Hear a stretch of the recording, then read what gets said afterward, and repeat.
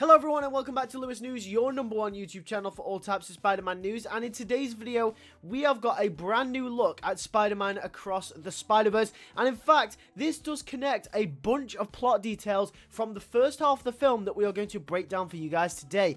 But before we do get into that, if you are new around here, make sure to subscribe and make sure to have the post notification bell on so you do not miss anything from Spider-Man in 2023. 2023 is going to be a massive year for the character, including stuff from Across the Spider-Verse, Marvel's Spider-Man 2, Madam Web, Kraven the Hunter, and much more. We're covering it all on the channel, so make sure you're subscribed. With that being said, let's get straight into the video. So this image on the screen right now has been released, and it's a brand new look at Spider-Man Across the Spider-Verse. Now, the first thing that you guys will recognize is that this is the place in which we saw Rio talking to Miles in the trailer. Now, it's also been revealed that Gwen Stacy and Jefferson also do show up at this location, but how do we get from point A to point B when Miles starts transcending the multiverse with Gwen? How do those two things match up? Well, here's my theory. Essentially, the start of the film is going to be about Miles being Spider-Man, and there'll be some sort of conflict between him and his parents. His parents obviously noticing that he's going off a lot more, probably getting himself into trouble, and obviously Miles can't tell his parents that he's Spider-Man,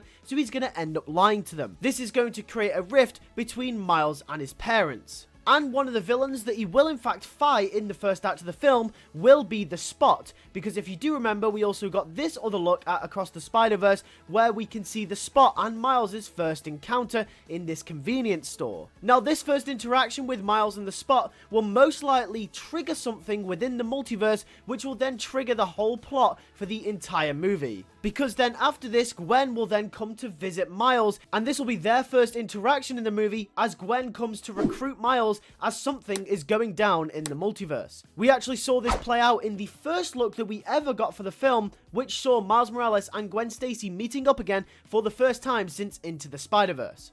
We can also see in the updated footage that Gwen is actually wearing the same cardigan in this shot from the trailer where she's in that little vortex thing as she is in this new look. As you can see, it's a little bit of a darker shade of red, but that is probably due to the lighting, but it's definitely the same cardigan. So the conflict between Miles and his parents probably ends up boiling over, and this shot from the trailer that I'm showing you on screen right now is probably the point in which it does. As you can see, Miles is walking away from his parents, and his parents seem to be in some sort of disarray.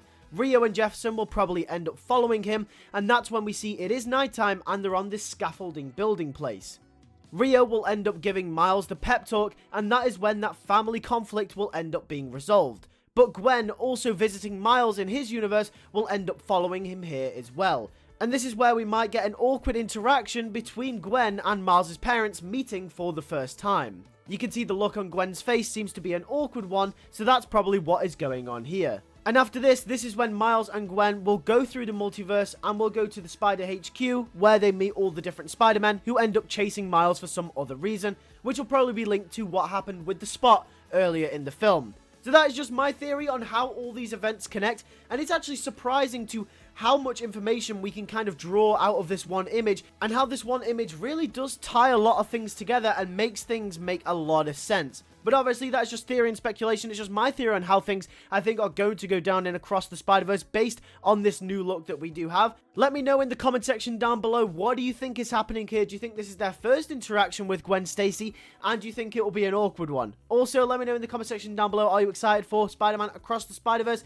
I personally can't wait for the movie. With that being said, like I said at the start of the video, make sure you're subscribed and make sure you have the bell notification on so you do not miss any more Spider-Man news, because any sort of news, whether it's theories, rumors, news, confirmation from the games, the movies, and the shows, I'm reporting all of it on this channel. This is your #1 YouTube channel for all types of Spider-Man news, so make sure you're subscribed so you do not miss anything from this year of Spider-Man. Thanks for watching. I'll catch you all in the next video.